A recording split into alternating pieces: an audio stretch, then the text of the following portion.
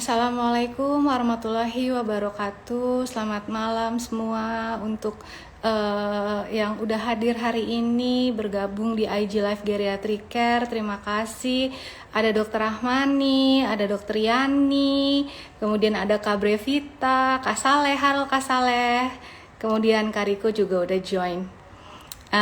Terima kasih buat semua yang udah apa ya meluangkan waktu untuk ikut ngobrol-ngobrol kita malam ini. Suaranya jelas nggak? Kira-kira gimana, Din? Kira-kira suaranya jelas nggak? Atau terputus-putus?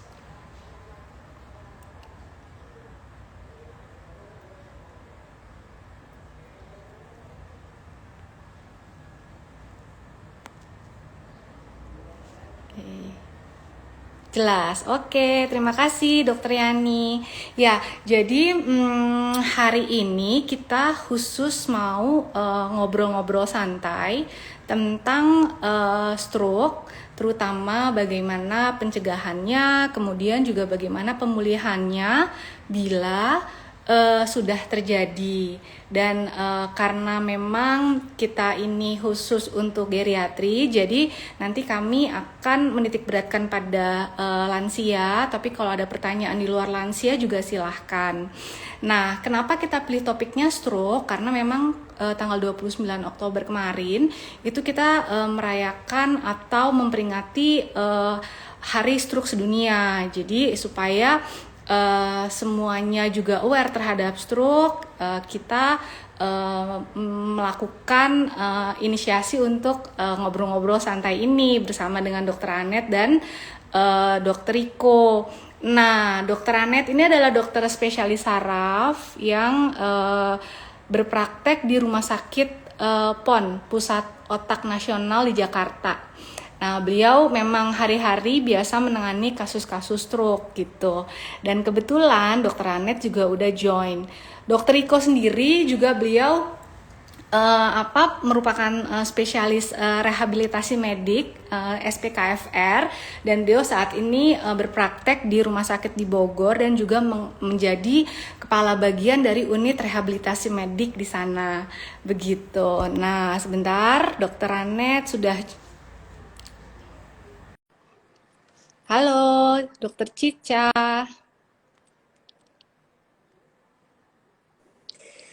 Assalamualaikum, Kak. Waalaikumsalam, Tia. Ih, Apa Kak, kabar, Dokter Tia? alhamdulillah. Kamu Suaraku nih ya, kedengeran nggak sih? kedengar jelas? Nggak kecil ya? Enggak, aku kedengar apa putus-putus? Kedengeran. Nek, Kedengeran. Ya. kita udah nggak ketemu ya. Terakhir kayak kita ketemu udah ada lalu di Kencana, lobby ya. 4 tahun apa lebih ya? 2016 tuh pas mamaku sakit. Iya benar, 2016. Oh. udah 5 tahun. Iya. Dan kamu cuma WA-WA-an sama dari Instagram aja ya, Kak? Iya, betul. Apa kabar, Tia? Baik. Alhamdulillah Karanet juga sehat ya. Sehat. Kariko mana nih, Kariko? Kariko nanti nih bentar lagi. Udah ada sih Kariko, tinggal aku Hmm. X. Cuman karena Oke.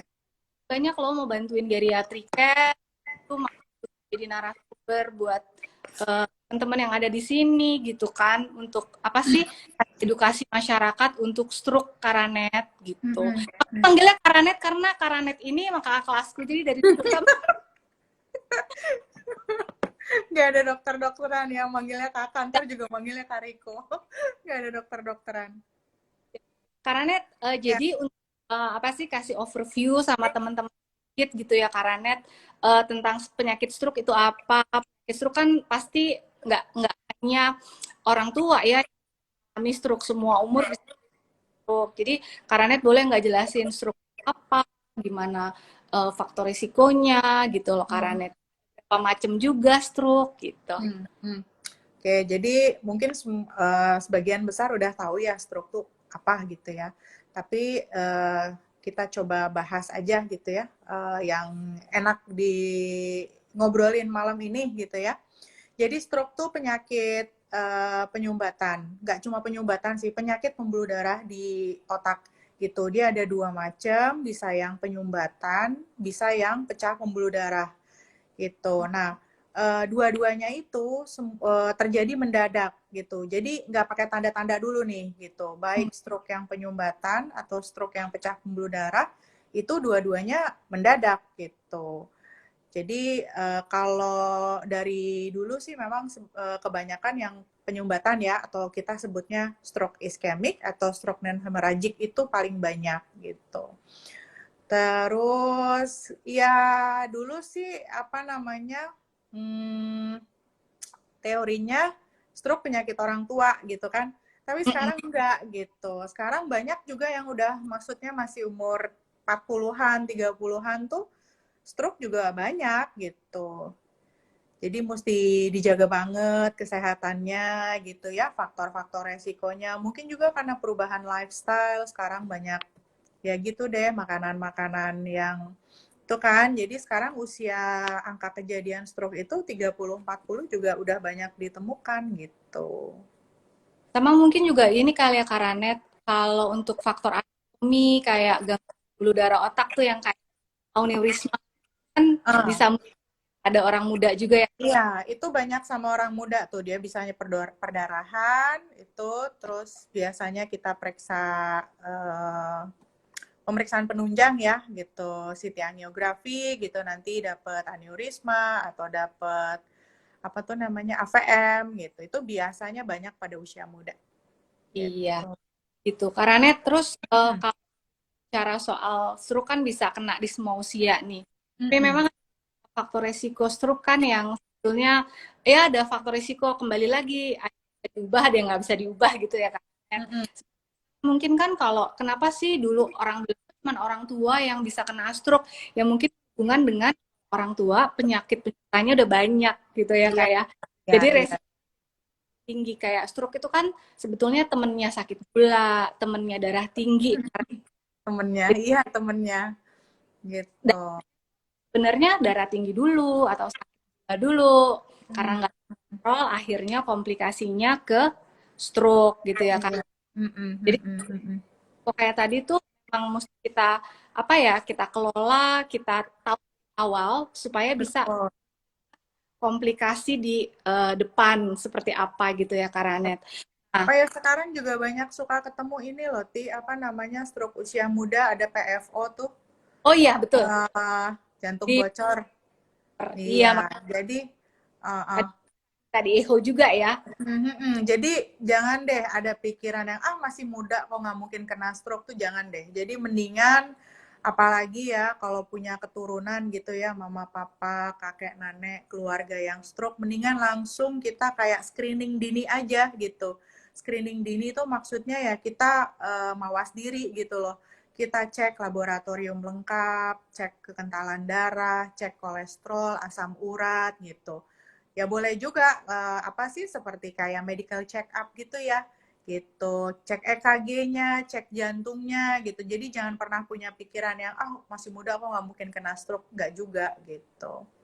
Jadi Hmm, kayak screening faktor resikonya ya Karanet. betul. Jadi faktor resikonya. Jadi itu juga kayak ini apa namanya primary prevention ya Tuh. gitu. Jadi pencegahan sebelum si stroke itu terjadi gitu. Karena kan lebih baik mencegah ya daripada mengobati ya gitu. Jadi di usia-usia kepala 4 gitu ya cek aja gitu laboratorium cuma sekedar untuk tahu oh nih kolesterol saya tinggi berarti saya harus mengurangi makanan-makanan yang berlemak, jeroan, santan gitu-gitu. Gitu. Atau misalkan oh asam uratnya tinggi gitu. Jadi mulai juga belajar-belajar browsing apa sih makanan yang mengandung tinggi asam urat gitu. Jadi harus mulai apa namanya pola hidup sehat gitu, makan sehat, pola hidup sehat supaya nggak terjadi stroke gitu, jangan sampai terjadi. Mulai agak ditahan-tahan gitu ya Karanet. Iya, mulai agak ditahan. Sekarang junk food kan Karanet tahu sendiri kan udah dipakein Betul, mayones. betul. Terus udah gitu kalau di upgrade harganya jadi murahan dikit gitu kan. Jadinya kan tidak gitu. Nah, sama ini apa tadi Tia mau bilang juga Karanet. Jadi kalau orang-orang muda kayak kita itu memang kadang-kadang yang tadi Karanet bilang faktor genetik itu kan penting ya. Betul, Faktor genetik itu adalah salah satu faktor yang kita nggak bisa apa-apain ya, nggak bisa kita ubah. betul, Jadi betul. om kayak juga tante omku juga kena stroke, kena jantung, ya kita memang semua mesti lebih hati-hati. Jadi pencegahannya ya Karanet, dengan kita mawas, kita screening penyakit yang terkait dengan stroke seperti sakit gula, darah tinggi, sama sehat mah itu udah kayak ya semuanya juga hidup sehat apa segala macam itu jadi kewajiban gitu ya Karanet ya. Ya, sakit gula, darah tinggi itu penting tuh. Iya banget, makanya Ya, kontrol untuk apa penyakit-penyakit penyerta itu sangat penting gitu ya. BTW tadi Kariko udah ada, Kariko hilang ya. Aku nggak bisa accept. Kariko bisa minta join lagi kah Kariko? Nggak ada ya Karanet? Ada nih Kariko tapi mana sih? Nah sebentar. Nah Karanet sebenarnya maksudku kalau misalnya memang orang-orang yang udah ada riwayat gitu ya. Udah ada. Kalau Karikonya udah masuk tuh. Udah, tapi cuman join ya. Tapi belum kirim request join ke aku. Kariko udah jelas katanya. Oke, hadir. Tapi hilang. Nah, ini ada lagi. Halo, Kariko boleh lagi nggak, Kak? Karena di aku nggak ada. Oke. Udah. Sip. Karena juga udah lama kan nggak ketemu Kariko kan? Dari lulus S1 kayaknya. Ini reuni ini. Belum gaptek. Di banget nggak sih Kariko? Ini reuni terus masing-masing udah ada di grup WA angkatan masing-masing. Udah ada yang join belum nih? Baru bikin IG 1 hari. Ya? Jadi kemarin Kariko aku telepon Kariko dia nggak. Tuh aku bilang Kariko bikin dong IG biar. Iya aku lihat kok IG-nya masih 20 hours ago. Baru banget nih kayaknya. Baru bikin 1 hari. Tapi tidak-tidaknya Kariko udah bisa jadi followers gue. Berarti dia udah ngerti juga lah dikit-dikit. Aduh Kariko, jangan gaptek-gaptek banget dong, malu-maluin deh. Kariko, pokoknya kemarin dadakan banget kan Kariko juga kaget. Bikin dong Kak, ayo dong. Akhirnya sukses. Gampang kan Kak? Iya, nanya nih dari Ken Larasati. Mau dijawab? Oh iya, bener. Tapi sebelum kita jawab Ken Larasati, Mbak Ken makasih ya udah selalu ikutan IG live kita ya Mbak Ken. Jadi Kariko, cerita soal stroke gitu kan, risikonya, kemudian juga cara pencegahannya.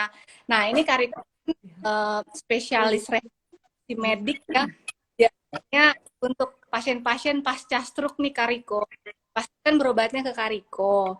Nah cerita sama kita gitu Kariko, apa sih sebetulnya pentingnya peranan seseorang tuh menjalani rehabilitasi medik supaya bisa kembali ke fungsinya mungkin sebelum sakit gitu loh Kariko, karena kan kadang males atau yang udah nggak usah deh karena kok kayaknya lama ya gitu. Gimana Kariko? Iya, memang kaitannya dengan konteksnya dengan judul hari ini. Kalau ini kan pada geriatrik ya, kita tahu udah ada geriatric giants ya yang I-nya sampai 10 itu. Jadi ya kalau sialnya ya ini disebut udah jatuh ketimpa tangga kali ya.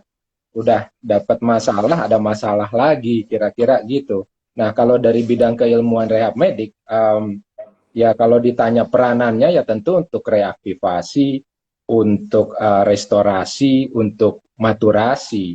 Tadi sirkuit saraf yang sedang bermasalah tadi, ya kita coba untuk bangunkan dengan cara sensori motor dan korelasinya dengan motor kognitif. Secara alami, jadi kita tuh cuma membantu, ya mungkin sama apa ya namanya bahasa gampangnya sistem koordinasi dari tubuh dan otak lah, gitu. Iya, jadi kalau dari rehab medik, ya mungkin ya tadi sempat saya dengar juga salah satunya memang darah tinggi ya, darah tinggi itu penelitian dari RSCM 2009 kalau nggak salah itu. Dari neuro 70 sekian persen darah tinggi, selanjutnya rokok, terus gula, terus setelah Kariko,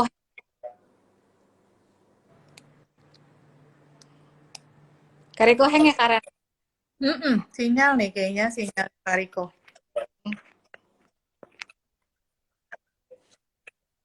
Udah bagus ya, Kariko. jadi kita kalau dari ya iya, pertama ini selamat dulu nih pada hebat-hebat ini Tia, Ranet nih udah waduh luar biasa. Kalau yang lebih Kan hebat diajarin sama Ya, kakak senior oh, ini. enggak lah kalau saya gini-gini aja. Jadi mungkin ya saya mengingatkan lagi kalau memang banyak partisipannya di sini yang eh, teman sejawat kelihatannya banyak tadi ada Saleh, ada Brevita, ada lain-lain. Tapi mungkin ada juga yang pemahamannya tidak sama lah dengan kita. Yang mungkin mengingatkan lagi bahwa kita ada tubuh manusia itu ya mesin biologis yang canggih ya. Kita ini kan sebenarnya terdiri dari 100 triliun sel dengan 206 otot yang 206 rangka tulang yang sebelumnya kita punya 300 sekian tulang waktu lahir dan dia berfusi dan kita punya 640 otot itu kan artinya luar biasa. Jadi nah kalau rehab medik ya gimana untuk merehabitkan kembali supaya bisa kembali ke habitnya gitu. Cuman mungkin ya ekspektasinya disesuaikan. Kalau di beberapa kepustakaan kan misalnya, iya beberapa kepustakaan kan tingkat sebenarnya yang mau dikejar itu kan karena tingkat morbiditas. Kalau tingkat mortalitasnya ya pada geriatri, mungkin dokter Ranet nanti akan jelaskan juga pada geriatri dengan stroke tentu tingkat mortalitasnya lebih tinggi dibandingkan yang bukan geriatri. Nah, yang kalau saya sih nyebutnya stroke survivors lah ya. Kalau memang ada kanker survivors, ya ini yang stroke survivors kan laju peningkatannya sekarang makin baik kan di berbagai negara di US, di UK, di Indonesia sih saya belum baca tuh dari Kementerian Kesehatan, tapi ya asumsinya mungkin juga bertambah. Dulu kalau nggak salah masih nomor 2 ya Dokter Anet ya, kematian setelah jantung, stroke, tuberkulosis, terus ke-45 itu apa saya lupa. Nggak tahu setelah pandemi, jangan-jangan yang pertama corona kali, malah COVID yang pertama nanti. Ya mungkin itu kalau peranan dari rehab medik ya kira-kira kita konsep kami memang epigenetik gitu. Epigenetik itu artinya secara kromosom kita punya kode genetik. Nah itu kita kembalikan kodifikasi itu. Nah berdasarkan kemampuan fungsional yang optimal. Jadi ya sederhana sekali gitu ya peranannya kalau berdasarkan kalau di rumah sakit itu kan clinical pathway ya. Yang mulai dari awal sampai dari akut sampai selesai sampai nanti transfer ke rumah. Nah di rumah itu sebenarnya dalam tanda kutip peperangan yang sebenarnya di situ. Nah nanti gimana ya mulai dari activity of daily living, dari ergonomis, dari biomekanika, nah itu yang harus benar-benar diperbaikin. Saya rasa cukup banyak ya karena stroke itu kan sebenarnya strike, pukulan bukan cuma buat pasien, tapi buat keluarga pasien juga. Dan kalau nggak salah berapa persen ya mereka tuh apa ya ngerasa ditinggalin sama keluarga terdekatnya cukup tinggi. Saya lupa angkanya prevalensinya berapa, hampir 40 sekian persen kalau nggak salah. Jadi supaya mereka bisa diterima lagi ya kira-kira gitu. Nah pada geriatri ya tambah-tambah lagi itu masalahnya. Mungkin gitu kali. Iya, Kariko. Jadi Kariko memang rehabilitasi medik ini kan intinya sebetulnya bagaimana caranya bisa mengembalikan fungsinya seperti sebelum sakit dengan apa yang ada saat ini gitu ya, Kariko. Ya, dengan ekspektasinya bisa lebih disesuaikan. Jadi dengan apa yang ada sekarang setelah terjadi stroke, bagaimana caranya kita kembalikan lagi si pasien bisa melakukan aktivitasnya gitu ya Kak Riko. Betul, umumnya dengan pendekatan mekanoreseptor, karena ya mekanoreseptor kan yang terbanyak di badan kita, di tubuh kita ya. Jadi dengan pendekatan non farmakologik malah. Iya, jadi dengan latihan-latihan dan lain-lain itu ya Kak Riko ya yang selalu lakukan sama biasanya kan yang melakukan itu ya fisioterapis itu ya Hmm. Kak Riko. Ya, sebenarnya masih ada lagi yang lain Oh, seperti kalau di acute care malah terapi bicara ya. Kalau di luar negeri kan namanya speech and language sebenarnya, sama swallowing, yang jangan lupa untuk menelan. Terus ada itu satu lagi paling penting okupasi tuh, terapi. betul. Iya, okupasi terapi juga Atau penting. okupasi Dia terapi, betul. Iya. Iya, piramidnya itu benar. Jadi paling atas dari hierarki, berdasarkan hierarki sampai paling atas untuk ADL, untuk behavior, sampai ke fungsi kognitif. iya. Iya. Jadi semua Mm-mm. dilatih, semua kayak bisa sisa-sisanya dipertahankan sebaik mungkin. Oh, ini karena juga ada pertanyaan, udah mulai ada nih Kak Riko, Iya, iya. kemarin direct message ya Kak Riko. Ini ada dari Mhm. Mbak Sati. Mungkin kayaknya nih 2016 nya stroke dan kelemahan ekstremitas kiri, tapi masih bisa jalan sendiri dengan tongkat. Sejak November 2020 hingga 2021 sudah 4 kali jalan. Wah, ini geriatri banget ya. Hasil pemeriksaan stroke-nya itu ternyata ada stroke berulang. Nah, apa ya penyebab stroke berulang ini, Dok? Gitu. Mungkin Karanet ya, Kak. Oke, jadi biasanya kalau kayak begini, kalau pasien udah pernah kena stroke itu dihimbau dan dianjurkan setiap bulan harus kontrol ke dokter, ya. Dan pastinya ada pemeriksaan laboratorium berkala gitu. Biasanya kalau saya di tempat praktek biasanya 3 bulan sekali itu pasti saya cek lab stroke lengkap. Nah dari situ kan ketahuan ya nanti kira-kira apa gitu ya, apakah kolesterolnya masih tinggi atau gula gitu. Kalau memperhatikan pasien-pasien sih yang paling agak susah dikendalikan tuh kayaknya diabetes deh. Ya Ya, tergantung pasiennya juga ya kan Ti. Ya tergantung pasiennya juga sih. Kalau hipertensi kayaknya ya oke lah, tapi diabetes itu kayaknya agak sulit ya gitu diinikan. Tapi ya kalau pasiennya benar-benar taat, patuh, selain daripada obat juga ada modifikasi lifestyle dan pola makan sih kayaknya bisa terkontrol sih gitu. Terus di sini dia bilang nih ada DM, tuh kan DM, CKD 3, tapi gula darah semua terkontrol, bahkan semua obat DN sudah stop. betul. Obat stroke juga rutin. Iya, Oke. apakah memang betul jatuhnya ini karena stroke berulang atau karena stroke dia hemiparesis jadi ada gangguan keseimbangan gitu? Apakah memang jatuhnya memang betul karena ada lesi baru atau stroke berulang atau memang gangguan keseimbangan aja gitu maksudnya? Gitu. Ya. Uh. Jadi kayaknya agak kompleks nih Karanet kasusnya. Uh. Ini kan ibunya Mbak Ken ini kan sudah mengalami jatuh berulang. Kalau di kita tuh di geriatri sama rehab kalau udah jatuh berkali-kali tuh sebetulnya apa ya? Ya betul-betul artinya mungkin ada sesuatu yang memang juga harus diperbaiki selain dari si pasiennya, tapi harus ada attachment keluarga juga sebenarnya Kariko yang belum. Nah, kalau lihat dari ceritanya kan si Mbak Ken ini bertanya kenapa sih penyebab berulang gitu ya? Ya kemungkinan ada faktor risiko yang belum bisa dikendalikan ya, karena Iya. nah kemudian dengan adanya sakit ginjal nih CKD stage 3 ya, itu untuk teman-teman yang ikut nonton CKD itu adalah gangguan ginjal kronik gitu ya, yang juga merupakan komplikasi kronik dari diabetes.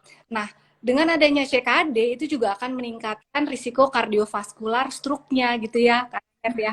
Jadi kita lihat sih kayak lingkaran gitu ya, kan ya. Jadi gimana tuh Iya memutus, sih. artinya gula darah harus dikontrol, kemudian memang fungsi ginjal juga harus dipertahankan gitu kan, Karanet. Dan Iya. Kariko mungkin mohon masukan. Ini kan udah 4 kali jatuh nih Kariko. Sebaiknya gimana ya, Kariko? Ya, sekalian saya menambahkan sedikit tadi yang dokter Ranet sampaikan. Jadi betul sekali ya. Memang ada kepustakaan juga yang menyebutkan itu dengan perubahan physical activity, aktivitas fisik gitu ya, itu udah kalau dia sedentary lifestyle, itu udah meningkatkan risiko kembali berulang itu 50%. Jadi memang salah satunya itu physical. Ini sedangkan pasien udah 4 kali. Padahal 5 besar symptoms pasien stroke survivors itu salah satunya 70% dia udah nggak percaya diri lagi. Jadi terus 60% takut untuk kena stroke lagi. Nah, udah kena begini, dia jadi makin secara mental juga mesti akan menambah buruk ya prognosis pada pasien ini. Cuman kalau kaitannya dengan balance kan cukup banyak ya dengan keseimbangan, koordinasi. Kalau kami kebetulan kan di RSUD Luwiliang, mungkin masih kenal Dokter Dadang kali ya. Bawahnya Tia ya, itu Iya. ketua Komdik kita tuh sekarang tuh, dia selalu bilang harus ya physical activity, terus sama satu lagi iya nggak boleh gemuk katanya tuh, makanya saya juga jadi ngurus ya nggak boleh gemuk. Oh, pantes banyak yang nanya Kak Riko kenapa sekarang kurus. Oke. Apa tadi Kak? Siapa tahu bisa memotivasi. Ya kan bilang obesitas juga jadi faktor risiko tuh kan. Oh. Ya, jadi intinya memang salah satunya exercise ya, tadi dokter Tia udah sampaikan itu dikatakan di beberapa strat. Ya,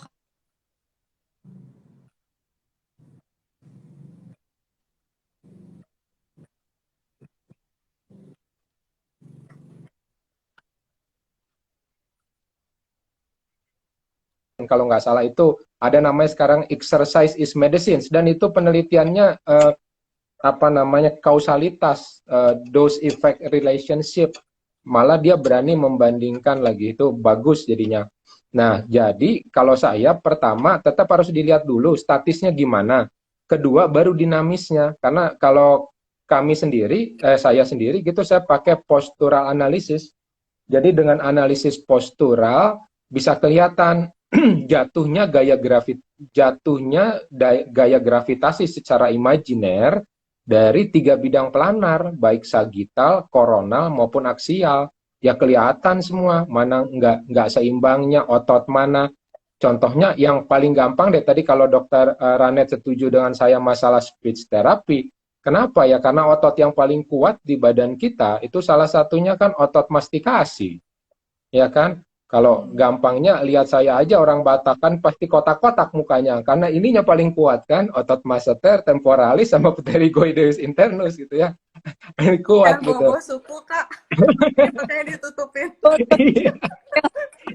Artinya otot itu yang paling, iya, otot itu yang paling kuat. Yang kedua, yang saya sering bilang sih ke pasien, otot terbesar di badan kita itu kan gluteus maximus. Dia prime mover untuk hip ekstensi, untuk ekstensornya hip, untuk bokong. Tapi apa kejadiannya sekarang malah dipakai buat duduk? Ya itu kan udah nggak sesuai. Nah lama-lama ya tadi kata Mbak Tia bilang jadi vicious cycle, muter-muter. Jadi kalau pada pasien ini, kalau saya pertama harus tenangin dulu pasiennya. Kita biasanya pakai teknik relaksasi dari Jacobson. Karena kalau nggak ditenangin juga pasiennya percuma, secara mental dia blocking. Oke. Ini ada DM nih. Oh, sorry. Pola gerak pertama itu kan sederhana. Supinasi, pronasi, terus mulai bower crawling reflex, dia merangkak, terus bisa duduk, terus bisa Thomas automatic gait reflex, dia bisa berdiri, nah baru nanti perlahan baru gerakan fungsional. Jadi intinya pertama kalau saya ya, pengalaman saya ini keluarganya dulu pertama harus kita kuatkan dulu. Kak Riko tahu nggak nih ya kata Buken? Dok, saya sebelum COVID rutin fisioterapi di Bogor di tempat Dok Kariko, di tempat Dokter Riko di Yasmin. Apa sekarang masih harus fisioterapi, Dok? Katanya Buken gitu. Masih. Ya, jadi ya kalau saya sih selalu sampaikan ke pasien bahwa terapi itu memang cukup banyak dan sebaiknya memang dilanjutkan, cuman ekspektasinya ya juga harus disesuaikan gitu. Jadi jangan juga kita terlalu tinggi. Paling nggak apa? Paling penting kalau saya sih ya, namanya ngajarin misalnya ngajarin orang spinal cord injury, yang pertama kan dia pasti pakai kursi roda nih, pengguna kursi roda. Ajarin jatuh dulu. Supaya kalau dia jatuh beneran di kursi roda, dia udah nggak panik. Nah, pada pasien stroke juga. Udah stroke, terus geriatrik. Pasti ajarin pertama jatuh dulu. Gimana caranya dia bisa bangun. Kalau memang ototnya udah nggak kuat, paling nggak dia teriak. Kalau dia nggak teriak, paling nggak pegang apa kan, ya mungkin benda-benda yang ada punya artificial intelligence, atau dia bisa telepon atau apa gitu ya. Jadi atau bel atau apa ya, yang sederhana dulu gitu. Jadi nggak usah muluk-muluk lah kalau saya sih. Ya sih. Kak Riko, kasih sama Karanet juga nih. Ini ada dari direct message ya, apa yang udah ngirimin ke kita. Ini dari Mbak Ines Anisan. Ayahnya usia 78 tahun terkena stroke April kemarin. Kemampuan menelan makanan baik, tapi cairan nggak bisa. Jadi kalau yang padat mungkin bisa ditelan, yang cair ditelan. Setelah 4 bulan pakai NGT, Agustus kemarin udah dilepas dan udah bisa mulai pelan lagi dan nggak tersedak waktu minum cair. Tapi September mulai berulang lagi nih gitu. Dan dari foto paru juga udah ada gambaran cairan dan lain-lain. Nah, pertanyaannya kira-kira penyebabnya cairan itu apa ya? Di paru mungkin ya, dan kemampuan menelannya udah baik, kenapa jadi jelek lagi ya? Apa yang sebaiknya dilakukan gitu. Jadi udah bisa nih, udah bagus, terus tiba-tiba keselak lagi, nelennya jelek lagi gitu. Ya mungkin ada serangan baru ya, atau gimana? Karanet? Kalau saya sih cenderung, kalau pasien itu sih saya cenderung tetap suruh terapi bicara sih. Maksudnya yang dibilang apa namanya keselak, apalagi terutama cairan itu kan kadang-kadang kita nggak bisa ini ya. Karena cairan itu berat jenisnya ringan sekali kan gitu. Kalau misalkan dia molos masuk ke dalam gitu, oke, misalkan memang udah bisa menelan. Tapi kan kalau misalkan memang recovery dari otot-otot menelannya nggak seperti dulu lagi, mungkin aja ada tersedak sedikit gitu. Apalagi kalau pasiennya nggak kekontrol gitu. Kalau minum pakai disendokin mungkin masih agak ini ya gitu. Cuma kalau misalkan minum gitu pakai ini kan mungkin ada yang molos-molos gitu. Kalau menurut saya sih gitu. Jadi tetap walaupun memang fungsi menelannya udah bagus, mungkin jangan diperlakukan seperti ini ya. Maksudnya tetap harus hati-hati gitu. Karena kan Ini ya Karanet, kayaknya ya, sini, kayaknya iya, nomor inspirasi nih, karena iya betul. itu katanya udah tersedak lagi, tapi kan setelah itu selama itu kan makan minum biasa, terus tiba-tiba Iya. infeksi gitu ya. Jadi kayaknya NGT gimana nih karitannya? Ya kalau saya pertama mungkin yang kadang kita suka lupa, sebelum ada, jadi ada 3 fase ya kalau di situ ya, orofaring sampai ke esofageal ya, fase oral. Bahkan sebelum fase oral pun, dan ini seringkali yang masalah kan air ya, jadi memang tadi masalah teksturnya beda. Nah yang pertama, bahkan waktu fase praoral juga sebenarnya sudah masuk ranahnya swallowing, menelan. Kenapa? 80% makan kita itu ya dari aroma, hanya 20% aja yang dari lidah. Papil kita berapa itu? 10.000 ya kalau nggak salah ya. Sedangkan pembauan kita kan banyak sekali, bisa membedakan bau yang banyak. Dan aroma itulah yang membuat pertama kali keseluruhan sirkuit untuk swallowing itu dimulai. Jadi jangankan makanan itu masuk ke dalam mulut di intraoral, belum masuk oral pun itu sudah dimulai. Makanya kalau terutama kan kalau kita lagi lapar banget misalnya kan itu pasti tuh begitu udah nyium makanan kan otomatis ya udah ada saliva, udah ada macam-macam ya. Nah setelah itu yang kejadiannya betul kata dokter Anet, jadi beda. Kalau makanan teksturnya gimana pun dia akan memerlukan waktu yang lebih lama dibandingkan menelan cairan. Nah di dalam sendiri sudah banyak. Jadi kalau saya beberapa kali ya saya tetap stimulasi juga sampai ke intraoral. Itu kenapa? Ya tadi berdasarkan Ivan Pavlov atau Sherrington, dia kan bilang kalau sirkuitnya itu ya memang harus ditempuh. Jadi reseptor yang paling pertama harus ada sensasinya. Nah, sensasinya berdasarkan kuantitas dan kualitas. Nah, waktu dia masuk sampai ke dalam, epiglotisnya nggak siap karena nggak ada sensornya. Alarmnya nggak nyala. Masuk terus, epiglotisnya nggak sempat nutup jalan napas, ya masuk gitu. Jadi memang nggak sempat. Ya, karena sensornya nggak ngebunyiin. Kenapa? Ya karena kualitas dan kuantitasnya itu satu. Yang kedua, ya mungkin Dokter Ranet juga nanti akan menjelaskan jarasnya dari sensorik sampai ke atas, begitupun sampai ke motorik. Ya mungkin di situ ada masalah juga. Kita kan nggak tahu, tetap harus dicek. Tapi kalau cairannya memang asumsi kita ya tadi disampaikan Dokter Tia. Kurang lebih itu. Tapi seringkali juga ya, satu lagi mungkin cara makan ya. Kadang-kadang kan kita namanya ngerawat orang sakit beda ya. Jadi kadang-kadang sambil tidur juga udah kita kasih aja. Gitu. Nah itu rasanya bukan hal yang baik gitu ya. Kalau pasien-pasien ICU kadang-kadang selalu saya minta malah ke keluarganya, paling nggak ke perawat kalau ada, tolong deh bawain itu bantal guling. Jadi teknik 5 pillow itu dok. Nah itu tetap saya lakuin. Kayak tadi pasien anak misalnya kan ICU ya. Kalau nggak ada ya udah selimut aja kita gulung-gulung. Tapi paling nggak kan dia bisa apa namanya bisa didekat.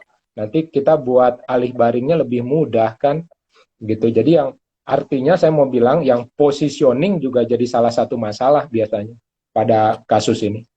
Iya, ini banget ya Kak Riko, memang agak kompleks. Maksudnya jadi sekarang ini kan kelihatannya mungkin NGT yang dilepas kemarin sebenarnya pada saat itu fungsi menelannya belum benar-benar baik gitu ya. Dan sekarang juga kita nggak tahu apakah memang ada stroke berulangnya atau memang karena kejadian itu belum selesai. Nah, mungkin kan artinya nih NGT sebaiknya dalam kondisi seperti ini kan dipertahankan dulu nih kan Kak Riko. Ya kan, Anet. Tapi kan pada penggunaan NGT dalam jangka waktu lama, kita pun kan juga nggak menyarankan ya, gitu. Jadi mungkin kalau kita kan di sini cuma bisa kasih saran nih sama tim Mbak Ines gitu ya. Kalau menurut aku nih dari sisi geriatri bahwa kita harus pastiin dulu apakah menelan itu cukup baik gitu loh. Artinya cukup aman untuk di pas NGT-nya. Karena kalau seandainya memang nggak aman, resiko infeksi paru itu akan berulang dan itu bisa fatal. Aspirasi pneumonia itu sangat fatal gitu loh resiko. Jadi kita mesti sangat hati-hati. Nah kalau seandainya emang dinilai sama rehab medik kan ada caranya juga dan dokter Ada, rehab. Iya, pemeriksaan dispagi. Namanya pemeriksaannya FEES ya. Ya, fungsional. Ya.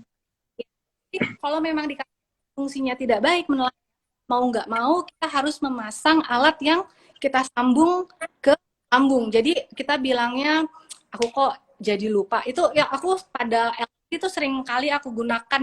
Jadi udah nggak dari mulut lagi atau dari selang hidung lagi makannya, tapi dari langsung dibikin saluran yang masuk ke lambungnya gitu, kayak seperti itu.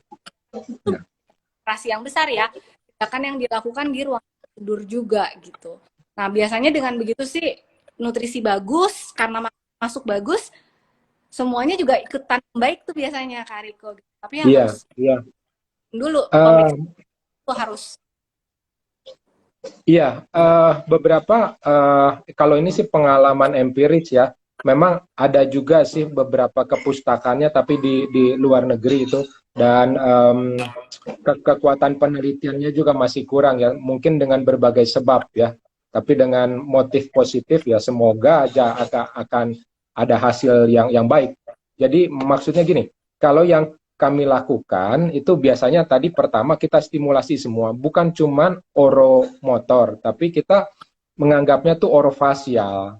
Jadi muka juga berhubungan secara langsung. Selain itu tetap dari ujung kepala sampai ujung kaki. Jadi kita kembalikan, ini kan pasiennya geraknya udah nggak mumpuni, ya kita gerakin lagi. Tapi sebelum dia bergerak secara primer, kita ada namanya archetype. Archetype itu gerakan dasar.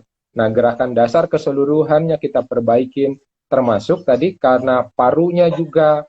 Nah, parunya nanti hubungannya juga dengan core strength. Jadi kafum abdominalis 78% kan memang dari diafragma, 76% ya dari pernapasan kita kan karena otot diafragma. Nah, jadi kafum abdominalisnya itu harus kita bantu juga. Jadi kenapa? Ya kalau enggak nanti dia tersedak lagi, ya kan? Jadi tetap juga kita bantu. Jadi kalau kami sih memang harus holistik keseluruhannya. Nah, tadi ada pun yang disampaikan Tia, ya kalau bisa itu jadi terakhir lah, soalnya kan nggak Oh, enak ya dipasang-pasang alat gitu.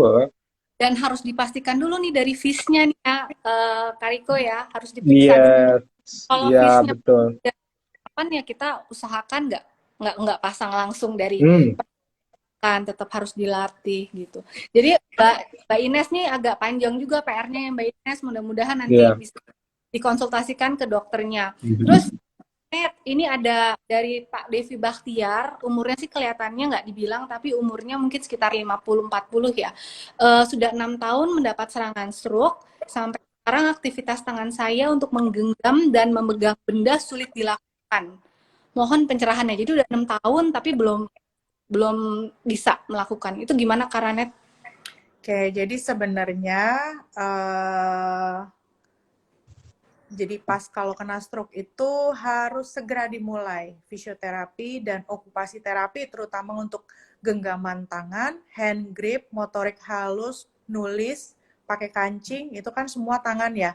Nah itu memang saya perhatikan pada pasien-pasien tangan atau jari-jari atau hand grip itu dia yang paling lambat recovery. Saya perhatikan sama pasien begitu. Nah, itu dimulai atau diinisiasi okupasi terapinya sejak dari sedini mungkin. Jadi kalau misalkan saya pribadi pasien-pasien masih dirawat pun kalau saya lihat ada hemiparesis dan tangannya hand gripnya kurang itu langsung kita mintakan untuk fisioterapi, selain itu juga dari okupasi terapi sendiri gitu. Bisa juga dilanjutkan dengan apa namanya pakai bola-bola yang apa tuh stress ball ya, yang digegem-genggam gitu ya, gitu. Bukan yang tajam-tajam tapi yang apa yang membal-membal kayak squishy itu Iya. kayak main anak-anaknya seperti itu gitu. Tetap dilatih gitu. Pasti ada perbaikan. Mungkin dari kekuatan motorik 1 jadi 2 jadi 3 gitu, pasti ada perbaikan walaupun mungkin makan waktu yang lama Cukup lama. gitu. Iya, betul. Artinya gini ya Karanet Kariko, kalau memang fisioterapi itu bisa dilakukan lebih cepat, insya Allah mudah-mudahan hanya pun bisa kita harapkan lebih cepat. Gitu nggak Kariko?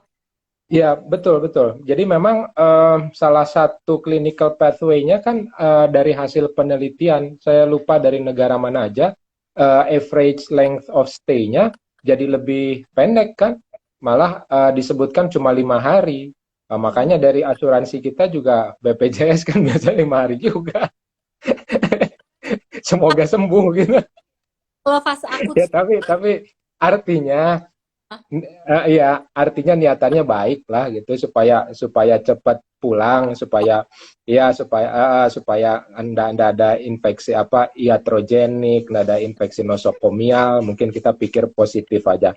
Cuman iya. kalau tadi kaitannya dengan tangan, ya betul ya yang disampaikan Dokter Anet, memang hasil penelitiannya itu justru tangan malah ya yang paling Paling improvementnya lambat. paling lambat, setelah itu baru tungkai. Nah, khusus untuk tangan memang luar biasa apa ya kompleksitas dari permasalahannya.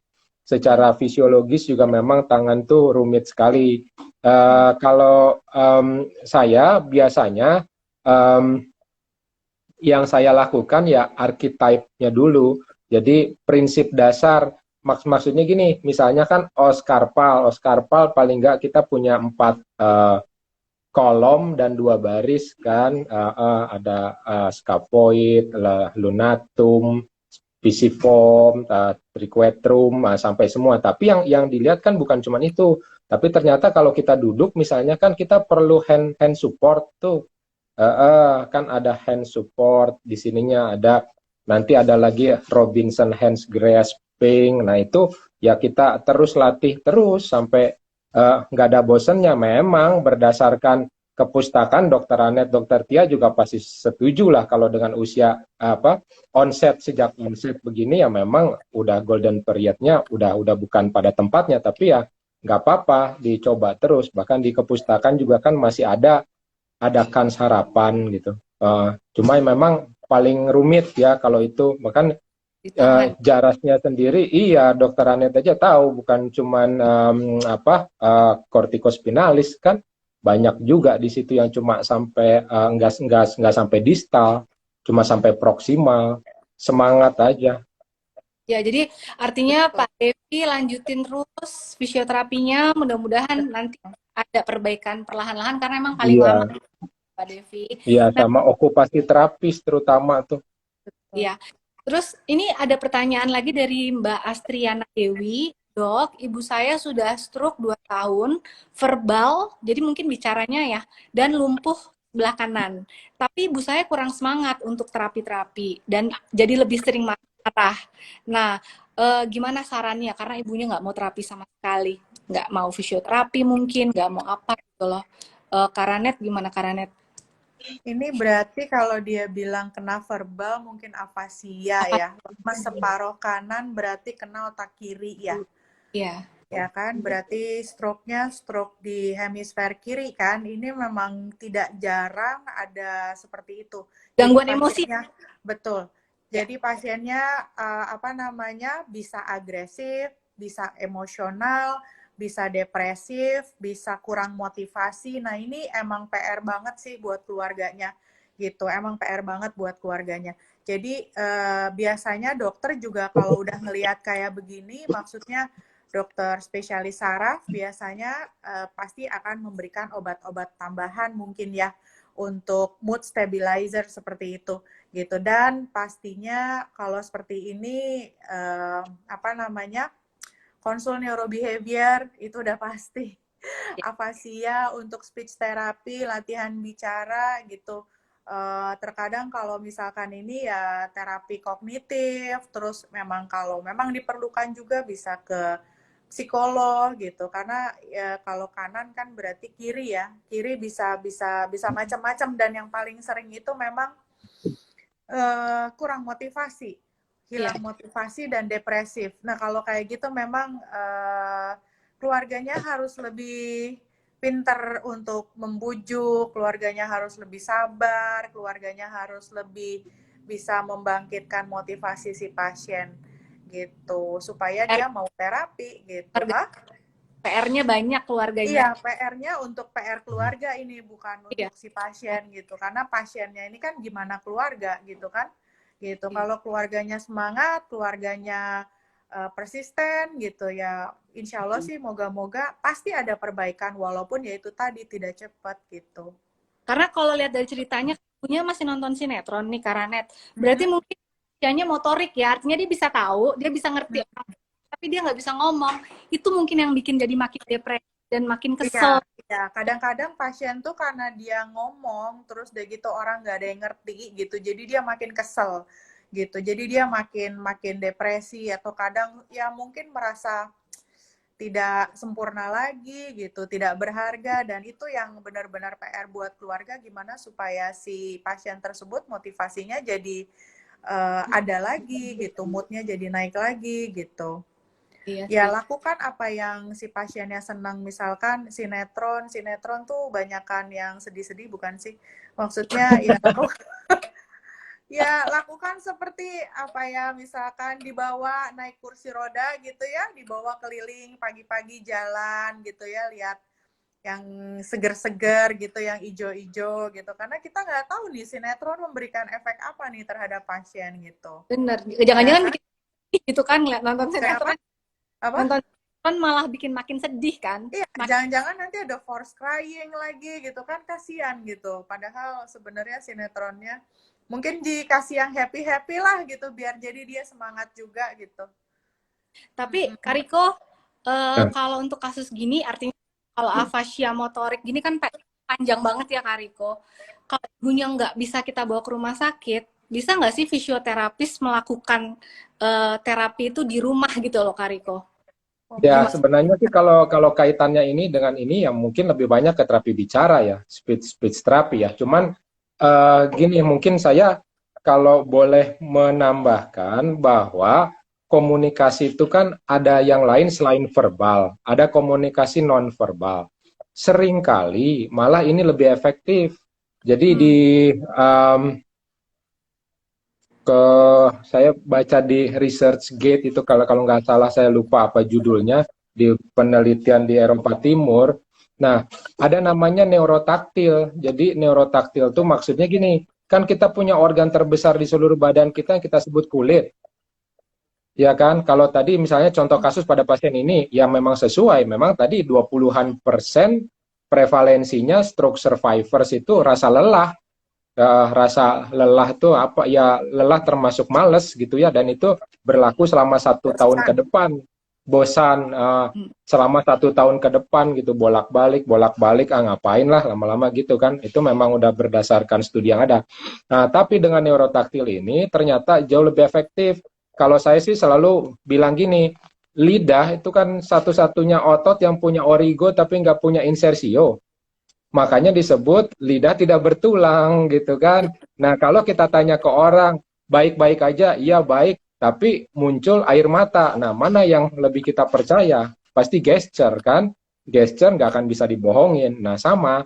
Nah, ini juga kalau kebetulan kan saya selain di geriatri juga domainnya di anak ya, di habilitasi pediatrik ya. Kurang lebih sama. Jadi 90% informasi itu memang secara visual masuknya. Tapi kalau nanti dikasih TV terus ya, kalau anak-anak kan tahu sendiri sekarang udah banyak yang speech delay, attention deficit disorders gitu ya. Karena 90% dari situ. Tapi bagaimana dengan sensor lainnya, kan kita punya sensor sensasi primer, taktil, vestibular, proprioception.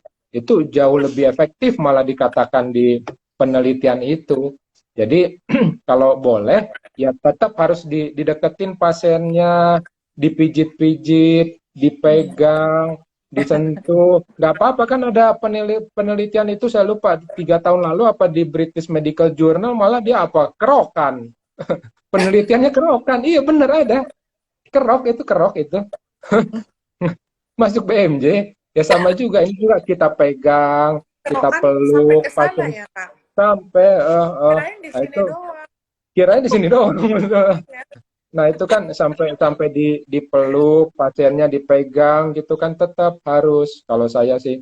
Jadi itu lebih lebih efektif dibandingkan kita secara verbal gitu. Nah Sembari yang terakhir, ya Kak, ya eh, sembari di yes ya.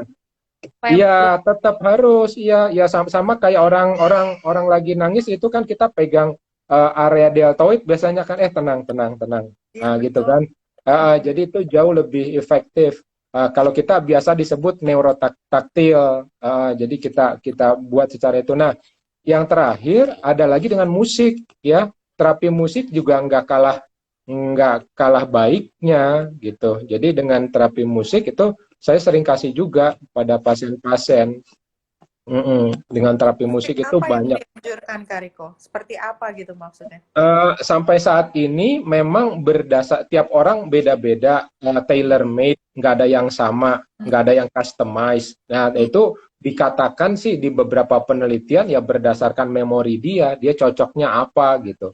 Kalau memang kalau memang dia cocoknya musik klasik ya mungkin ini cocok. Tapi kalau mungkin dia sukanya TikTokan ya kita kasih aja TikTokan kalau memang dia cocok. betul Kak Riko. Kak Riko, karena itu gara-gara kita sambil ngobrol sambil ketawa-ketawa ya nggak 3 menit kita udah mau selesai. Oh ya, Ah, masa sih? Gara-gara- Jadi mungkin kali Karanet, Kak Riko mudah-mudahan tadi ada beberapa yang kita belum bisa jawab, tapi mudah-mudahan udah tergambar dari tadi yang kita iya, obrolin. iya, iya.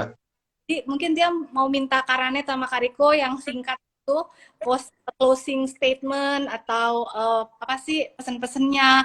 Kalau Karanet mungkin gimana cara mencegah, terus Kariko nanti edukasi untuk pemulihannya. Boleh Karanet gimana Kak? Oke. Gimana cara mencegah? Itu lagi tadi ya, ada primary prevention, ada secondary prevention. Yang primary prevention itu ya yang belum pernah kena kita cegah gitu loh. Maksudnya dengan mawas diri, dengan sadar diri gitu. Sesekali lah cek laboratorium, jantung, EKG, echo, cek kolesterol, cek tensi gitu. Karena sering banget pasien datang tensinya 200 per 100 berapa gitu ya. Terus ini udah lama sakit darah tinggi. Nggak cek, baru tahu sekarang gitu. Itu terus kalau ada juga pasien datang gula 300-an, emang selama ini gulanya tinggi, nggak tahu baru kali ini, wah jangan kayak gitu gitu. Jadi kita harus sayang sama diri kita sendiri gitu. Jadi kita benar-benar harus cek lah gitu ya. Ya. Jangan yang nanti aja lah masih muda ini, nggak gitu gitu. Jadi dari usia muda harus cek. Itu yang primary prevention. Nah yang secondary prevention apalagi udah pernah stroke, itu harus lebih ketat. Kenapa? Iya. Cegah jangan sampai berulang, itu harus lebih ketat lagi penjagaan gitu ya. Maksudnya ceklah laboratorium 3 bulan sekali, 6 bulan sekali gitu, biar kita tahu betul faktor resikonya apa dan mencegah supaya tidak terjadi stroke yang berulang gitu. Karena kecenderungannya stroke kan berulang kan gitu. Apalagi kalau pasca stroke masih merokok, wah itu nggak banget ya gitu loh. Jadi harus berhenti gitu, rokoknya berhenti, makannya yang bagus, udah tahu kolesterol jangan makan santan gitu. Jadi perubahan pola makan, perubahan gaya hidup, perubahan semuanya gitu, menuju gaya hidup sehat, pencegahan supaya tidak berulang. Banyak kok yang patuh gitu ya, orang pasien-pasien yang patuh nggak berulang kok gitu. Tapi banyak juga yang nggak patuh berulang sih gitu. Jadi intinya screening sama pengendalian ya. Betul. Kariko kita 1 menit lagi mungkin kurang. Oh ya oke. Saya cepat aja. Jadi sepakat dengan yang disampaikan oleh Dokter Anet. Jadi pertama, stroke itu memang masih penyebab disabilitas terbesar sampai saat ini. Ya, yang bisa kita kendalikan tuh faktor risiko. Dan mulai kita mumpung masih muda, yang performa fisik kita tuh di usia 20 tahun sebenarnya. Setelah itu turun terus berdasar per dekade. Nah, kalau kita nggak benar-benar, paling gampang apa pola hidup deh, udah aktivitas fisik sama makan. Benerin aja dulu itu. Nah, satu lagi yang terakhir mungkin menanggapi juga Dokter Anita disampaikan rokok. Memang sekarang udah mulai beralih tuh penelitian di UK apa di US tuh saya nggak salah itu mulai naik hampir 20% ke rokok elektrik sekarang. Yang rokok tembakau biasa memang turun, tapi rokok elektrik naik 25%-an lebih kalau nggak salah. Itu mungkin hati-hati aja. Tapi secara keseluruhan tetap kita harus banyak jalan, banyak olahraga, exercise is medicine. Oke. Yes. Kasih ya Kariko. Yang paling penting juga pemulihannya adalah jangan bosen dan jangan capek untuk melakukan secara rutin dan terus menerus. Meskipun yang mungkin lama, tapi suatu saat pasti ada perbaikan ya Karanet ya. Iya. Kariko, makasih banyak untuk waktunya hari ini reuninya.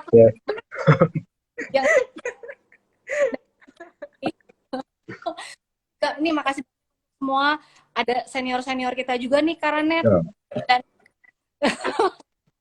terus ada teman-teman mamanya Kayala. Ya ampun, halo. Gitu. Halo Tante. Makasih banyak buat semua teman-teman. Ya, oke. Sukses selalu ya. Tutup semangat. Terima kasih. Assalamualaikum.